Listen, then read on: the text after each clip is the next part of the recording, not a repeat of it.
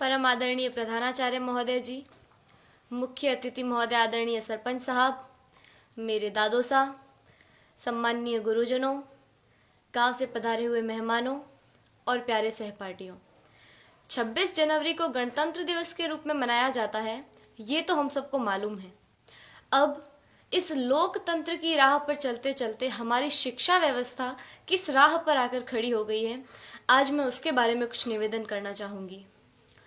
हमारे देश में दो तरह की शिक्षा व्यवस्थाएं चल रही हैं, अमीरों के लिए अलग, गरीबों के लिए अलग।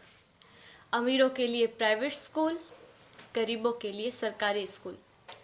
मैंने कई बार देखा है, घर पर जब मेहमान आते हैं और पूछने पर हम ये बताते हैं कि सरकारी विद्यालय में पढ़ रहे हैं, तो उनके चेहरे का रिएक्शन, भाव एक अलग तरीके का हो जाता है। तब मुझे बड़ा दुख होता है। उन सभी लोगों से मैं ये निवेदन करना चाहूँगी कि आप बहुत बड़ी गलतफहमी में हैं, क्योंकि शिक्षा का जो स्रोत है, शिक्षा जहाँ से आती है वो आदरणीय शिक्षक है। शिक्षा ऊंची बिल्डिंगों से, बड़े बड़े गार्डन से, अच्छी बसों में सफ़र करने से या एसी रूमों से शिक्षा नहीं आती है।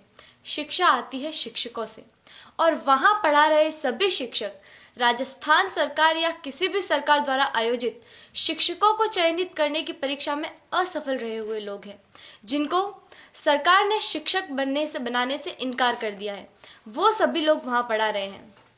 हमारा सौभाग्य है कि हम जिस विद्यालय में पढ़ रहे हैं वहाँ के शिक्षक राजस्थान सरकार द्वारा आयोजित शिक्षकों को चयनित करने की परीक्षा, जिसमें लाखों लोग भाग लेते हैं, उन लाखों लोगों में से चुने हुए शिक्षक हैं, जिनको राजस्थान सरकार ने शिक्षक बनने के योग्य समझा है। हमारा सौभाग्य है कि हमें ऐसे ट्रेंड टीचर पढ़ा रहे हैं। मुझे गर्व है कि हम अच्छे हाथों में हैं। मेरे दादो सा आदरणीय जय सिंह जी देवल यहाँ विराजे हुए हैं, जो मुझे कभी कभी एक बात कहते हैं कि जितने भी IAS, RAS या सरकार के किसी भी उच्च पद पर लगे हुए ऑफिसरों में से ज़्यादातर ऑफिसर्स सरकारी विद्यालयों में पढ़े हुए हैं और सरकारी विद्यालयों से ही उत्तीर्ण हुए हैं। वर्तमान में एक डॉक्टर, एक इंजीनियर, एक वकील, एक बिजनेसमैन, यहाँ तक कि इन विद्यालयों में पढ़ा रहे शिक्षक भी अपने बच्चों को सरकारी विद्यालयों में पढ़ाना नहीं चाहते हैं। आखिर क्या कारण है? इसका कारण है संसाधनों का अभाव।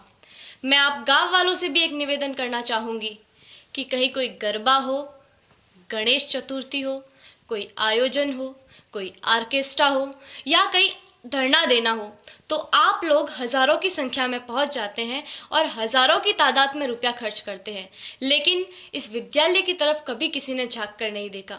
इस विद्यालय की ओर देखने का किसी को भी समय नहीं है। मैं आप गाँव वालों से ये निवेदन करना चाहूँगी कि जितना जोश आप उधर उन कार्यक्रमों में दिखाते हैं, उतना ही जोश आप इधर इन विद्यालयों के लिए दिखाएं।